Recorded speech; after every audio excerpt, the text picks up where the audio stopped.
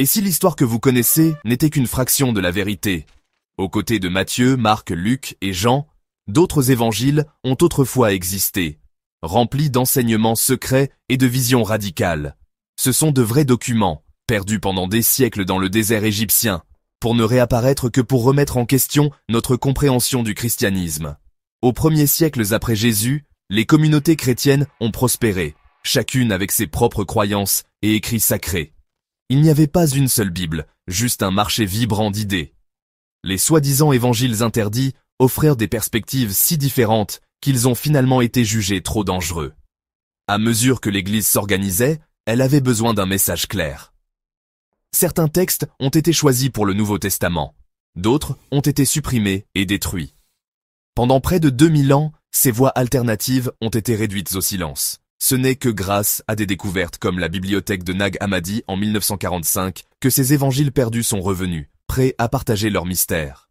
Leur histoire est un véritable roman policier historique. Alors, quels sont ces évangiles interdits? Plus précisément, on les appelle évangiles apocryphes ou gnostiques, des textes exclus de la Bible officielle. Les premiers dirigeants de l'Église ont soutenu que ces écrits étaient faux, principalement parce qu'ils présentaient une version de Jésus en contradiction avec le christianisme orthodoxe.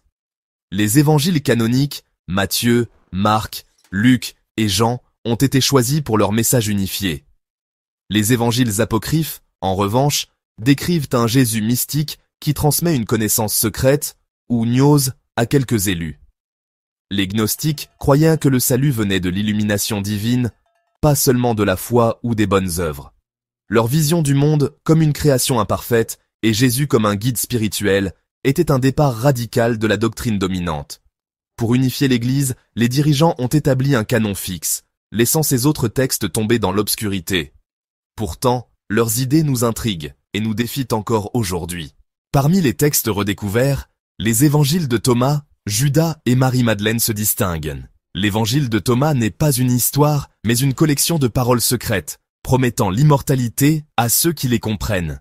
L'évangile de Judas renverse le récit. Judas n'est pas un méchant, mais le disciple qui aide Jésus à accomplir sa destinée spirituelle.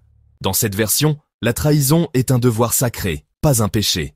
L'évangile de Marie élève Marie-Madeleine au rang de chef et de destinataire des enseignements les plus profonds de Jésus. Elle réconforte et guide les apôtres, partageant des révélations secrètes sur le voyage de l'âme après la mort. Ces textes suggèrent le salut par la perspicacité personnelle, présentent Judas comme un héros et placent une femme au centre de l'autorité spirituelle. Pas étonnant qu'ils aient été perçus comme une menace, ils remettaient en question l'autorité de l'Église et sa structure patriarcale. Leurs idées révolutionnaires résonnent encore. Et si l'histoire avait choisi différemment? Ces évangiles se concentrent sur le voyage spirituel intérieur, pas seulement sur les événements historiques. Jésus parle en énigmes et en paraboles, exhortant les disciples à découvrir le divin en eux. Dans Thomas, il dit « Le royaume de Dieu est en vous, et il est hors de vous. » Le salut consiste à éveiller l'étincelle divine en soi, et non à attendre un sauveur externe. L'évangile de Marie décrit l'ascension de l'âme à travers les royaumes cosmiques, utilisant des connaissances secrètes pour retourner à son origine divine. Pour de nombreux gnostiques, la résurrection était spirituelle et non physique. Le véritable miracle était la libération du monde matériel. Ces idées contrastent fortement avec l'accent mis par le christianisme orthodoxe sur la résurrection corporelle et l'autorité externe. Les évangiles interdits offrent une vision radicalement différente de la foi. Ils nous invitent à regarder en nous-mêmes pour trouver la vérité. Qui a écrit ces évangiles? La plupart ont été composés au IIe et IIIe siècle par des communautés cherchant à préserver leurs enseignements uniques. Les attribuer aux apôtres leur donnait de l'autorité, mais leurs véritables auteurs restent inconnus.